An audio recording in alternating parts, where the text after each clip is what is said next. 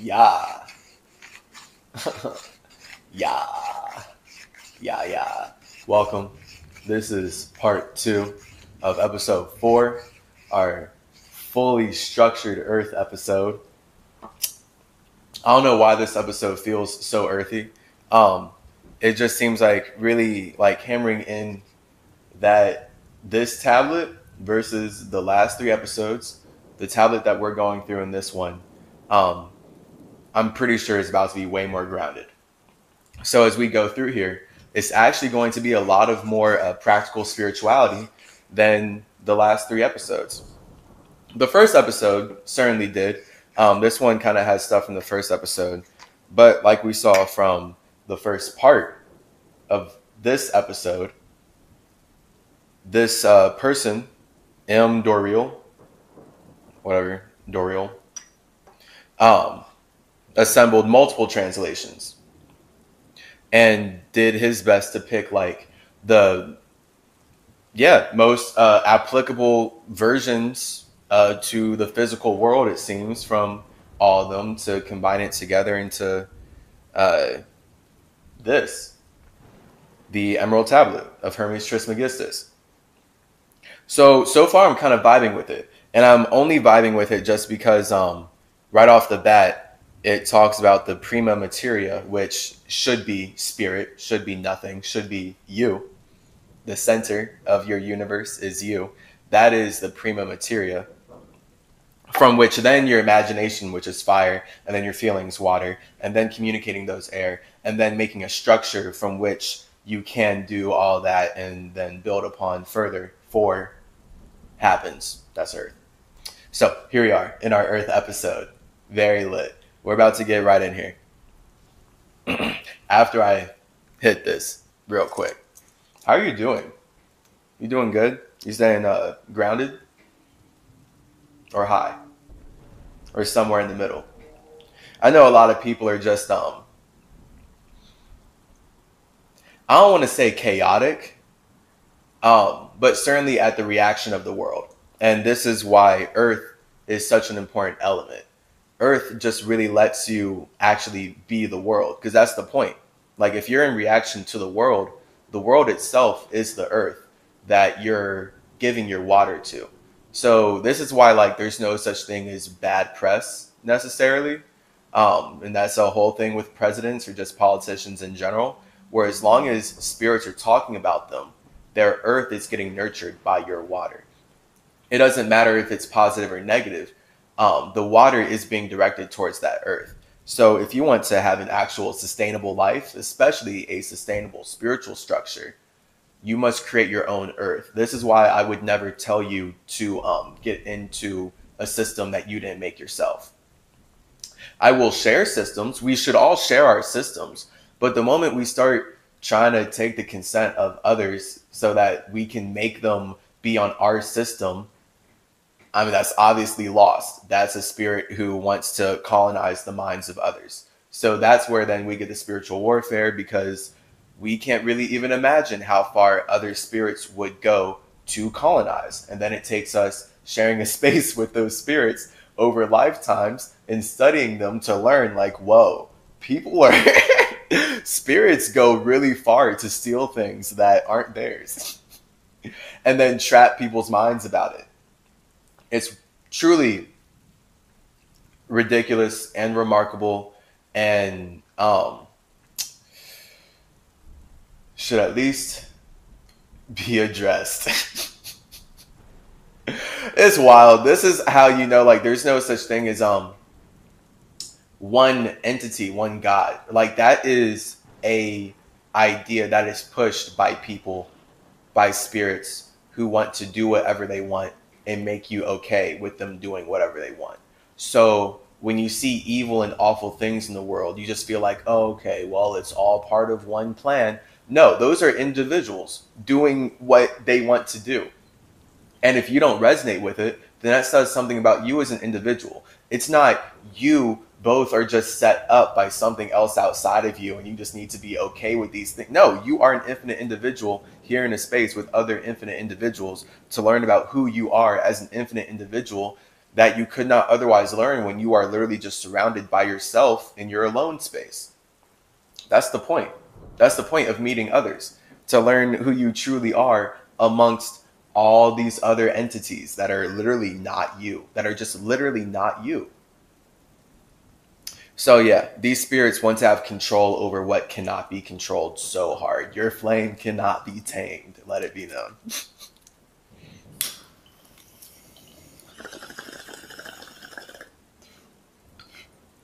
All right.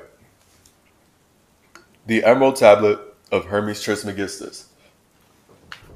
Oh, this tastes really good. Ooh, yeah, all right. This is the truth, with no shadow of untruth, of there is no doubt. All right, so that means immediately there's going to be a lot of untruth. Because honestly, I'm learning, like, the point is that we can only share things from our perspective. And then the whole fact of Earth is that all of the Earth, everything that we see around us, aka nature, that Earth, this grounding structure that allows us to express ourselves, is an externalization of what we innately naturally do on a nothing spiritual level. So this is why everything in nature communicates and why it's all connected through water. And then it's different vibrations of water and different bodies of spirits based on how they want to communicate and all that. But it all has to be connected, even though it all looks separate, and it's super beautiful and it's all working together. Because that's the externalization of the spirit, literally. And if we as spirits want to connect outside of ourselves, we literally have to create some kind of earth, some kind of simulation that allows us, and I'm saying like literally have to look past the words. It's just we generally do. Like it's good, it's awesome. Once we go from air communicating, we want to actually make a body from which we can communicate. So that's the point of going from 3 to 4. So that's where making this earth, it has to be an expression of everyone, because that's the point, to get a grounded basis of why we're all here. So infinity is possible. Infinite things are possible because everything is made up. The fact is, any simulation that you're in is being made up by the spirits who are there because they're agreeing to be there based on how it reflects their individual portion of infinity. So we create life no matter where we're at. That's like my main big point. We create life. You create your life. You create your circumstances as to why you're here. It's not worth it giving your power away to someone else because they're just going to use you to do something for themselves that you don't want to do. And you're just going to try and convince yourself how to stay happy while doing something that you don't want to do because it's not why your spirit made this body. And then at that point, it really just comes down to you as a body are disconnected from your spirit, aka this realm likes to call it your higher self. It's really just your true self or your infinite self. I'm going to coin that. It's not your higher self, it's your infinite self. Your finite self is your ego. Like that's what you can see. That's the point. A fire, a flame is finite.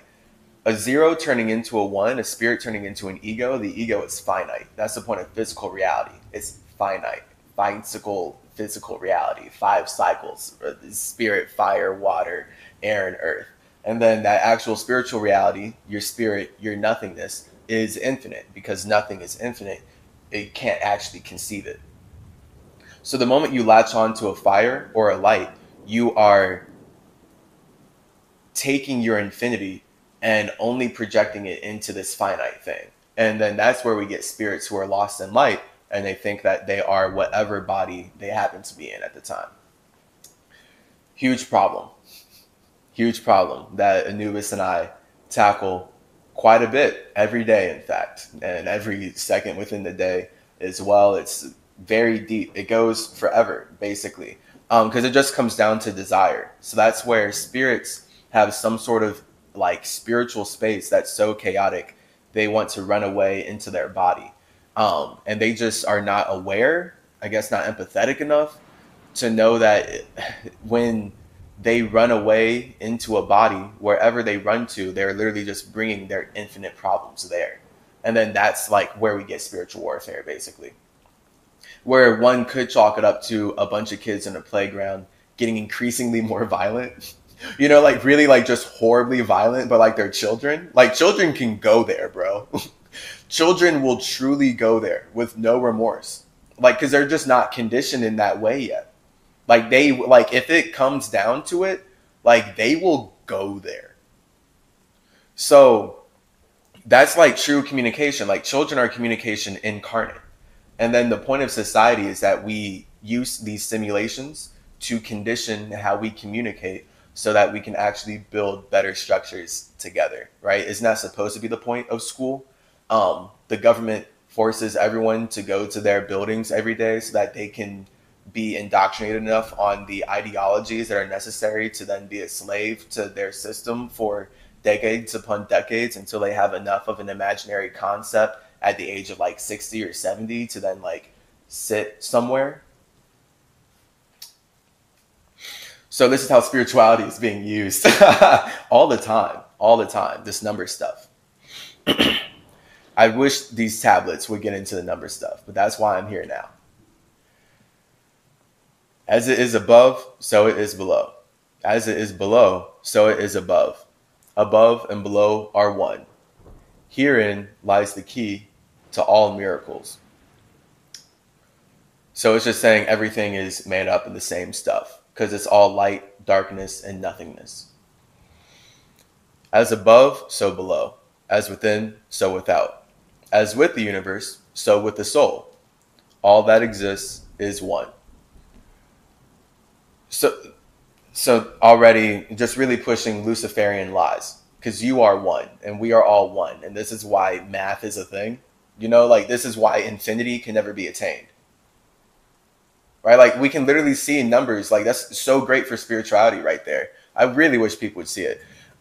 Because that's just everything. Like you as a one can then add your one with other ones. And the more ones we get, the more bodies we get, the more powerful we become as a collective. And that's just then exponentially able to grow from there based on our awareness of, you know, being spirits using these bodies to actually do mental math. It's like wild though, because school conditions us to hate math so hard. I don't really know anyone who doesn't like either hate math or at least just think they're really bad at it. Like of course, like the small few people I know who are really good at math are like exceptional because of that. That's supposed to be such a exception. Like most people don't like math, and this is why, because it's spiritually ultimate. Like it's everything. It's calculated. So people are ruled by math, aka money. That's how much people don't like math. School doesn't even teach us how to do our taxes or anything. They force us to learn all these made up concepts that they'll then say are false later, but they're not going to teach us how to actually live on the system that they use to colonize lands that are not theirs. So the intentions are clear. It's literally just up to people whether they feel like participating and worshiping this stuff or not. You know, balance, whatever. This is it though. The problem is that people are scared of death. There's nothing in this society or in these systems that show people that they're infinite and thus should never be scared of death. Because that's all people are scared of is their section of infinity, their spirit. So whatever problems they're running from death, they're only creating here. And then they're only having more created for them here based on how they're running away here. And this is truly then everything being connected because the physical ties back to the spiritual very hard. The subconscious is the balance. When we're talking about then all this mental and the mental realm. So yeah, that's the point of this one stuff, to colonize people's minds and make them scared of death and stay in a simulation so they keep projecting their problems in here, and then they can be ruled by the spirits who know how to use math and mental mathematics to trap them in magic squares and continuously drain their souls as they do very horrible things to children behind closed doors, and everyone's supporting it somehow. By the primal will of the One, a creator emanates, causing separate things to appear, each evolving and reproducing while remaining one unity. All right. Its father is the sun, its mother is the moon. It was born of the womb of sky and nursed at the breast of earth. It is the source of all works of wonder and the cause of perfection. Throughout the universe, its power on earth is absolute. Yeah, so that's just basically like how we create life. The father is the sun, fire, high vibration. The mother is the moon, water, fire, frequency, water, the vibration, which is lower than frequency because it's doing this at a certain frequency. So it's like referring to that, but it's like separate from that. And then because we're talking elementally and yes, fire, frequency, water, vibration, that turns into energy, which is the air and earth. The air is what the water looks like. So the air isn't generally, that's what chi is. That's basically, there we go. Air is a chi. So that's the energy that is going to animate any earth, any bodies inside of any given simulation. So that's what it was talking about. The womb of the sky would be the air, and nursed at the breast of earth is just, yeah, talking about life. It is a source of all works of wonder and the cause of perfection. Now it's weird that, yeah, so this is talking about the one, I suppose. Um, Throughout the universe, its power on earth is absolute. Yeah, this is lostness. It is a fire of undivided spirit. Separate the spirit of fire from the earth, the subtle from the gross, prudently, with artful discernment and wisdom.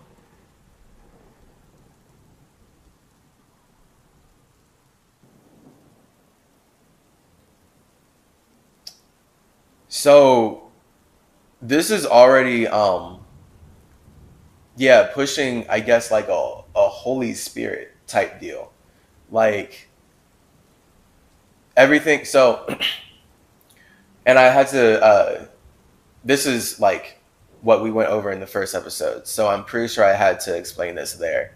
Um, and it's like hinting at it here that these entities who are colonizing want to make everyone believe that their nothingness is something that they can see, which is really the externalization of spirit. So they want to make them believe that it's the air.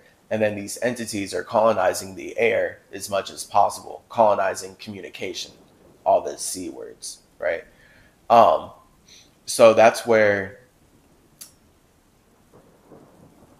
it's basically about making people believe in like the Holy Spirit, which a Holy Spirit is like a spirit full of desire, ego desire. So like a Holy Spirit desires to be everywhere, be everything. So it's like, hey, the Holy Spirit is moving through you. It's already in you.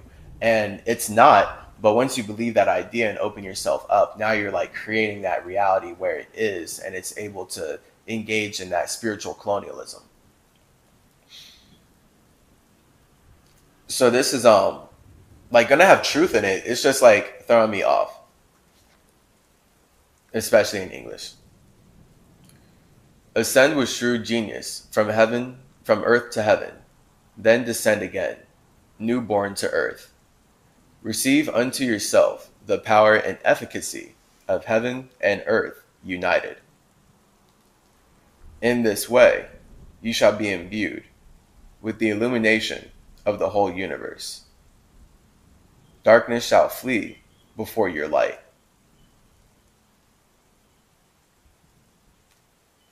Yeah, so already I was saying this is throwing me off. I'm upset.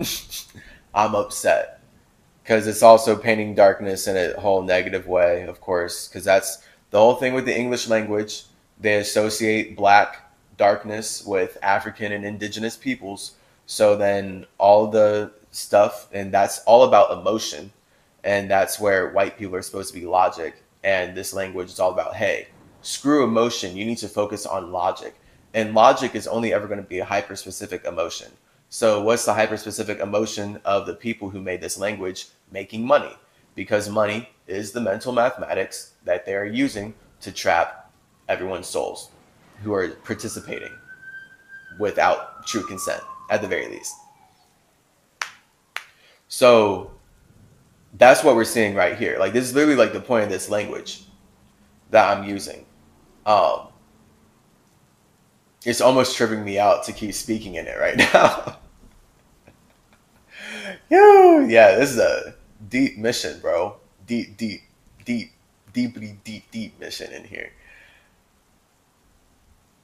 Yeah, so they're trying to make you hate your feelings. Darkness is to hate indigenous people, emotions, even though emotions power everything, and they constantly need to use their logic to harvest the emotions of indigenous people.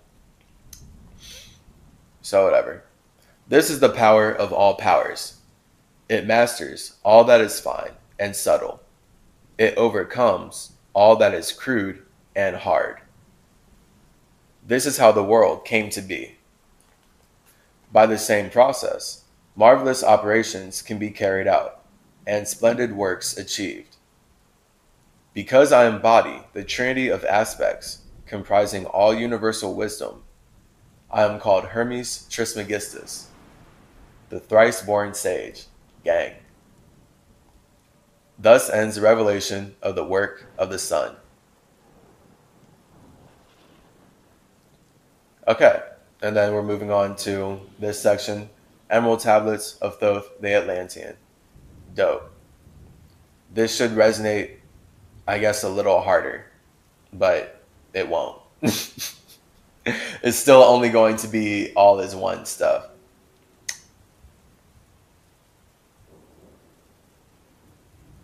The history of the tablets translating in the following pages is strange and beyond the belief of modern scientists. Okay, it'll probably slap harder, but again, the all is one stuff is it's not gonna. It's gonna make me equally as upset as I get happy. So I will be a tree growing at both ends. Their antiquity is stupendous, dating back some 36,000 years BC. The writer is Thoth, an Atlantean priest king who founded a colony in ancient Egypt after the sinking of the mother country. He was a builder of the Great Pyramid of Giza, erroneously attributed to Cheops. In it, he incorporated his knowledge of the ancient wisdom and also securely secreted records and instruments of ancient Atlantis. For some 16,000 years, he ruled the ancient race of Egypt, from approximately 52,000 BC to 36,000 BC. At that time, the ancient barbarous race, among which he and his followers had settled, had been raised to a high degree of civilization. Barbarous race, yes. Barbarous race indeed. Barbarians coming out of caves. Very interesting. Thoth was an immortal. That is, he had conquered death, passing only when he willed, and even then, not through death. His vast wisdom made him ruler over the various Atlantean colonies, including the ones in South and Central America. Right, so in the first episode, there's first segment of this episode 4, they're saying colonize. Again, colonize to me is you are stealing people's things without consent. There's a big difference versus just spreading around a planet that we're all creating. We are creating this planet so that we can hang out together. It's truly that simple. It's just that English people, again, the people who made this language, they literally can't imagine, for whatever reason, just hanging out. They can't imagine like getting along. That's why they stole all the land from the indigenous peoples of North, South, and Central America, because they were willing to just hang out with these people, because that's kind of like we're creating Earth to like hang out. But they're like in this weird whole scarcity mindset of, well, we need more land. Almost like they're spiritually not creating this space like everyone else. It's interesting. I'm a hit on that. Just theories. Just theories. What's up with AI, you know? Just theories. We're just talking. We're just talking. Everyone's talking. I'm a Gemini ascendant. What else is there to do?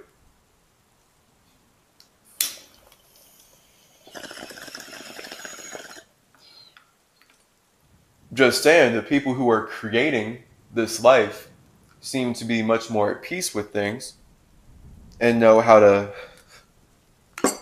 be more chill and emotional connected level versus people who are way more logical and feel like they're not creating life, so they need to take life, and they're the ones who are killing people. I mean, we're just talking. When the time came for him to leave Egypt, he erected the Great Pyramid over the entrance to the great halls of Amenti, placed it in his records, and appointed guards for his secrets from among the highest of his people. My favorite guard is Anubis. He has way better things to do than be my guard. Yet he does it anyway.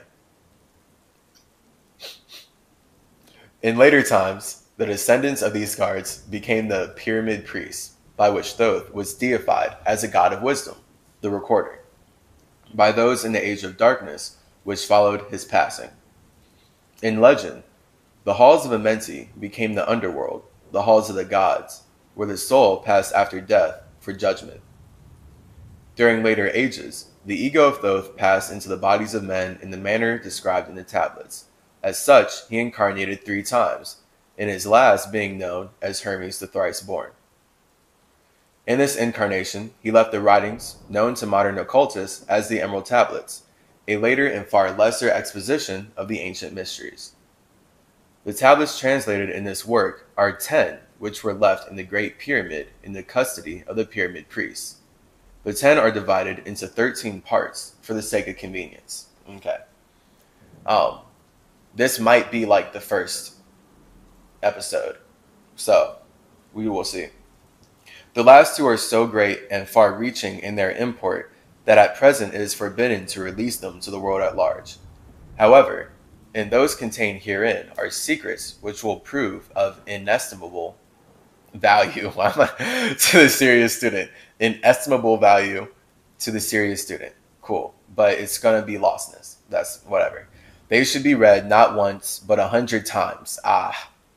For only thus can the true meaning be revealed. They're trying to get you super lost. A casual reading will only give a glimpse of beauty, but more intensive study will open avenues of wisdom to the seeker. But now a word as to how these mighty secrets came to be revealed to modern man after being hidden so long. Okay. How are they about to say that this got revealed? Yeah, all right. Yeah, we're going to see.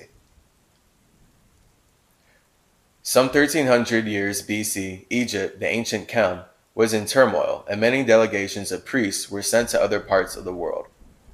Among these were some of the pyramid priests who carried with them the emerald tablets as a talisman by which they could exercise authority over the less advanced priestcrafts of races descended from other Atlantean colonies. Whack. I don't support that. The tablets were understood from legend to give the bearer authority from Thoth. The particular group of priests bearing the tablets emigrated to South America, where they found a flourishing race, the Mayas, who remembered much of the ancient wisdom. This is like very authoritarian, and like I'm pretty sure it's not this authoritarian. Like again, it's very collaborative. It's very collaborative. Like we're communicating, okay? We're not establishing authority and like trying to rule over people. It's just this language and the overall imagination, the fire of the people, especially taking these things from indigenous peoples, can literally only imagine that they would do the same thing. Because when you are in your own fire, you can only see the world from your own light. So you can't actually see what's there. They can only see themselves in the world when they're taking all these things. Among these, the priests settled and remained. In the 10th century, the Mayas had thoroughly settled the Yucatan, and the tablets were placed beneath the altar of one of the great temples of the sun god. After the conquest of the Mayas by the Spaniards, the cities were abandoned and the treasures of the temples forgotten. It should be understood that the Great Pyramid of Egypt has been, and still is, a temple of initiation into the mysteries. Jesus, Solomon, Apollonius, and others were initiated there. The writer, who has a connection with the Great White Lodge, which also works through the pyramid priesthood, was instructed to recover and return to the Great Pyramid the ancient tablets. This, after adventures which need not be detailed here, was accomplished. Before returning them, he was given permission to translate and retain a copy of the wisdom engraved on the tablets. This was done in 1925, and only now has permission been given for part to be published. It is expected that many will scoff, yet the true student will read between the lines and gain wisdom. If the light is in you, the light which is engraved in these tablets will respond. All right, lostness. Now, a word as to the material aspect, because it's already saying like the light within you, the light within the tablets. It's the desire to connect. So here we are. And this is what I'm talking about on a whole cosmic scale. On a true cosmic scale, this is a major problem that is fueling the spiritual warfare. Is that spirits don't like themselves. They don't want to connect with themselves. So they create a body and desire to connect with something outside of themselves. And that's sadly most of these spiritual spirits out here, where they really are just running away from themselves in this body. So they're scared of death and they want to connect to something outside of themselves so that they feel better about themselves. Anything, just feel better in general.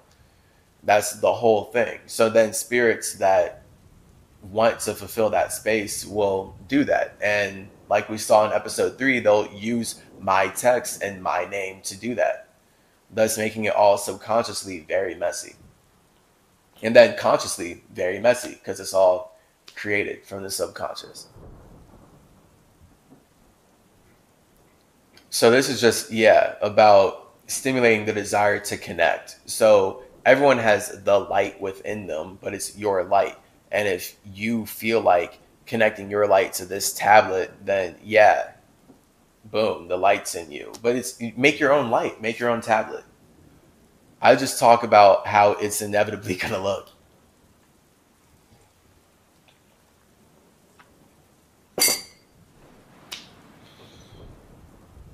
Now, a word as to the material aspect of the tablets.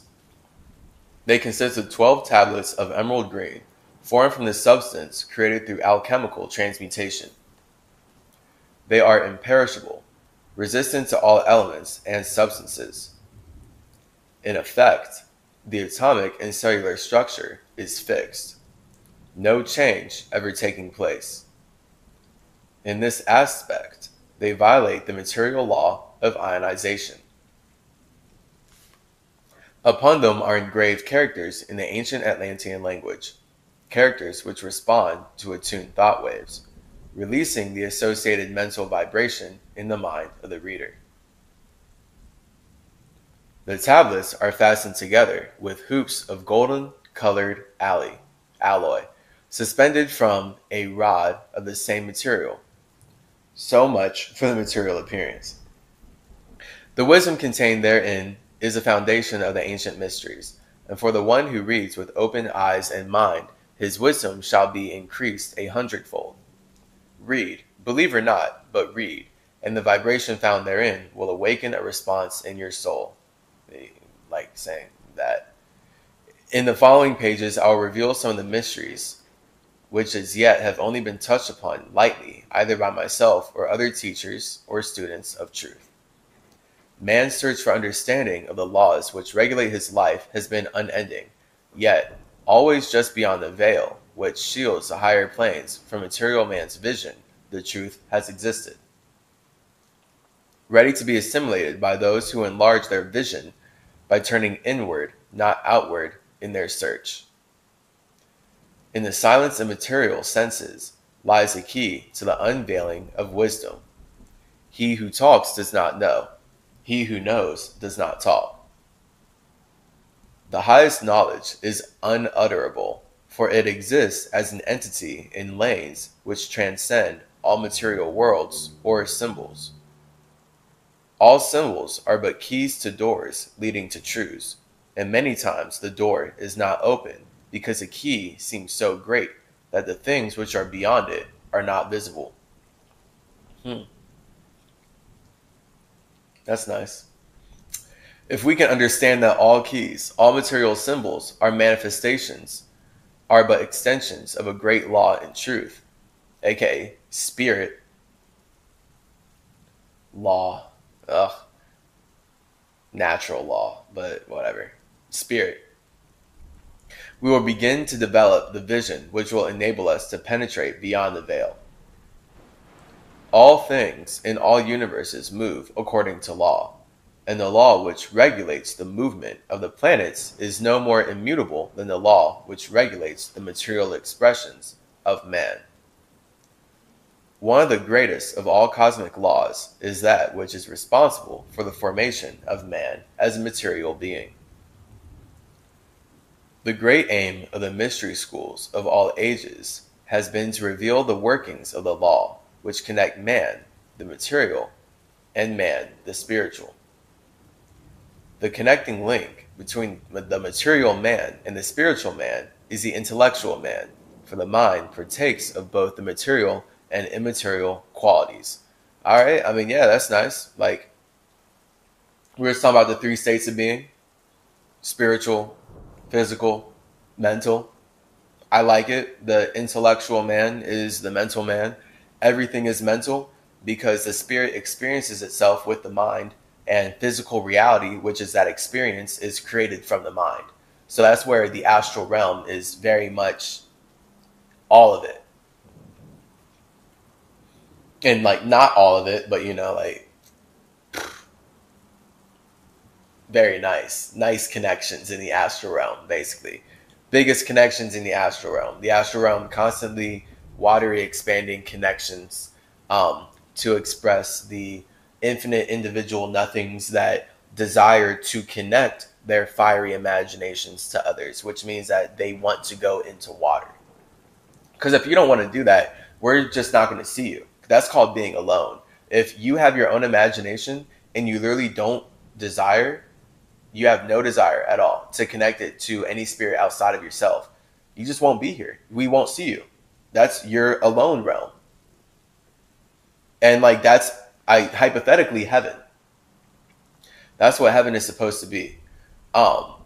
Whereas you have your own imagination that you love so much that you're good and you just attach.